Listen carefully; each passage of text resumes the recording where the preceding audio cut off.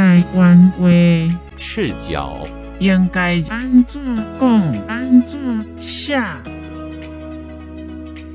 恰卡内容是从台湾闽南语常用词词典引用。示意赤脚，没有穿着鞋袜的光脚。例赤脚入肉，穿的食肉。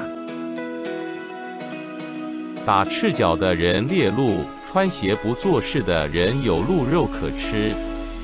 只劳苦者享受不到成果，不劳苦者反而得到报酬。请支持我，点击 subscribe， 然后再单击小铃铛，也不要忘了转发给您的朋友圈。谢谢，请点击下面观看同一系列的影片。